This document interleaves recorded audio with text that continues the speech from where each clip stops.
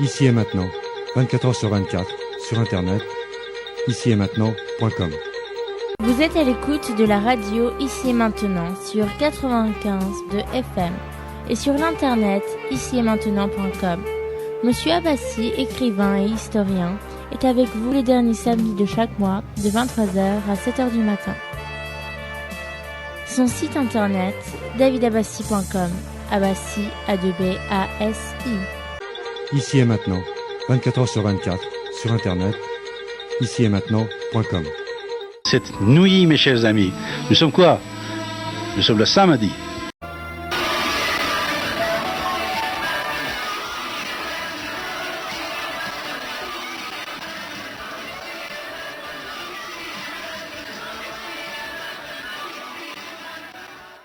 Oui, Radio Ici et Maintenant sur 95.2 FM tous les jours de 14h à 19h et de 23h à 7h du matin. Cette nuit, comme je vous ai dit, je reçois un grand écrivain, un historien, Ibn Varraq. Ibn Varraq, c'est un écrivain courageux, on peut dire révolutionnaire. Voilà, pendant quelques heures, il va être ici dans notre studio, on va parler ensemble et bien sûr après, vous pouvez poser vos questions et dialoguer ensemble. Son premier livre qu'il a fait, c'est Pourquoi je ne suis pas musulman.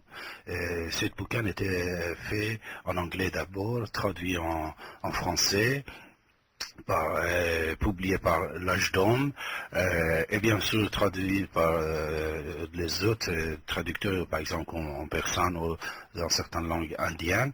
Ibn Varraq, cette nuit, il est ici avec nous. On va parler sur plusieurs sujets, surtout l'islam et la laïcité. Ibn Varraq, bonsoir. Bonsoir, merci pour m'avoir invité. C'est moi qui je te remercie d'être ici avec nous, ici et maintenant. Voilà, Ibn Varraq. Et au départ, il fallait que je dise, Ibn Varraq, c'est un surnom que tu as pris, puisqu'il te crée ta vie. Alors tu as choisi ce nom. D'abord, Ibn Varraq, c'est un nom historique en plus. Je te laisse de le traduire. Qu'est-ce que ça veut dire, Ibn Varraq? Ça veut dire fils d'écrivain ou fils d'un papetier. Mais la raison que j'ai choisi ce nom, j'ai voulu prendre le nom de le plus grand sceptique dans l'histoire de l'islam. C'était quelqu'un qui s'appelait Ibn Rawundi. Mais quelqu'un avait déjà pris ce nom pour ses écrits et d'ailleurs il est maintenant mon grand ami. Alors j'ai pris le nom de le maître d'Ibn Rawundi. Il s'appelait Ibn Varraq. Donc pour cette raison, j'ai choisi ce nom. Voilà, Ibn Varraq, dans l'histoire, on disait surtout aux gens qui étaient bibliothécaires, qui feuilletaient les livres, les bouquins, et Ibn Varraq, c'est-à-dire, vous savez, quand vous avez la possibilité de consulter des centaines ou des milliers de livres, vous devenez quelqu'un de très très fort, bien sûr plus fort qu'un professeur, qui a étudié pendant un certain temps certains sujets un peu, on peut dire, spéciaux. Mais Ibn Varraq feuilleté, c'est-à-dire en feuille les pages d'un bouquin. Alors c'est un homme, comme notre ami vient de dire, un homme historique qu'il a choisi. Alors Ibn Varraq, depuis quand vous avez choisi cet nom pour vous? Depuis 6 ans, ça fait 6 ans, c'est quand j'ai commencé à écrire mon livre que j'ai écrit en anglais d'abord. J'ai choisi son nom. J'avais, après Ibn Rawundi, j'avais pensé de prendre le nom Omar Khayyam. Mais pour les Américains qui sont pas,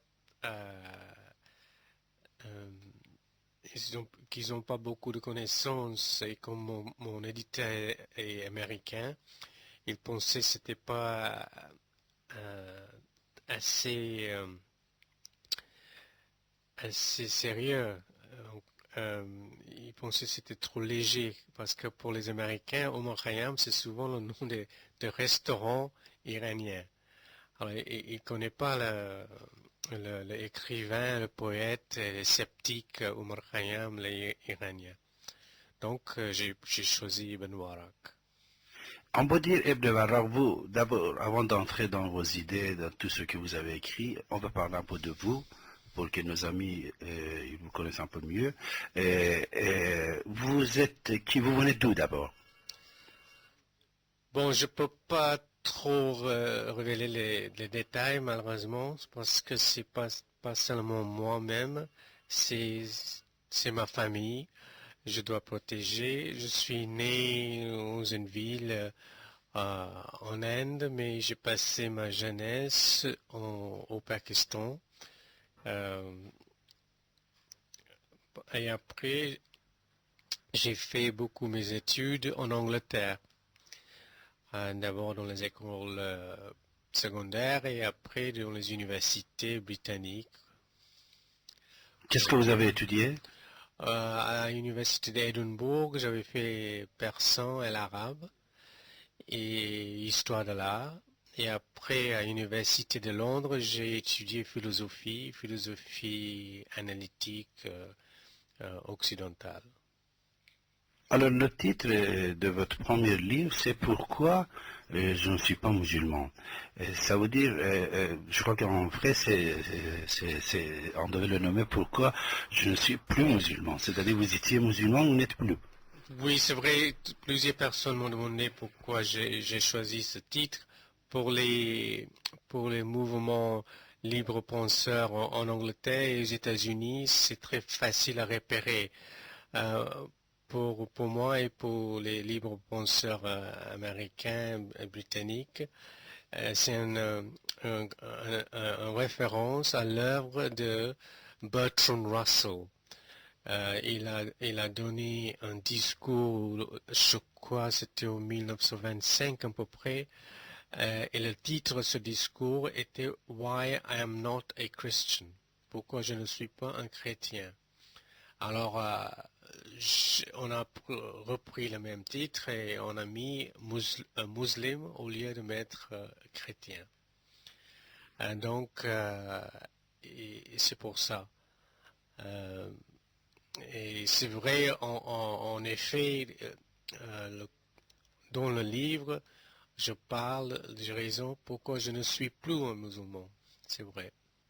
C'est-à-dire, en réalité, le titre, si c'était mieux, si c'était Pourquoi je ne suis plus un musulman. Tout à fait. Oui. Alors, vous étiez alors musulman, Oui. pratiquant également. Oui, on a tous, après tout, le Pakistan a été créé comme un État islamique pour les musulmans de l'Inde. Et toute ma famille était croyant et ils sont toujours croyants. Et ils ne savent pas même que j'ai écrit ce livre. Donc,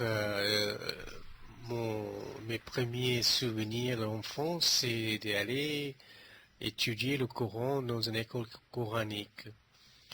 Je me souviens très bien. Et après, je me souviens des fêtes religieuses, que pour un enfant, c'était toujours grand plaisir avec tous les amis, les cadeaux. C'était toujours une fête sociologique pour nous. Ça ne nous gênait pas que c'était l'élément religieux. Voilà. Oui. Alors, depuis quand vous avez commencé à être déçu, soi-disant, de votre religion pour pouvoir l'abandonner? Oui, je crois pour beaucoup des jeunes de mon âge qui ont fait leurs études en Europe, surtout pour les Pakistanais, c'était plutôt aux États-Unis ou en Angleterre.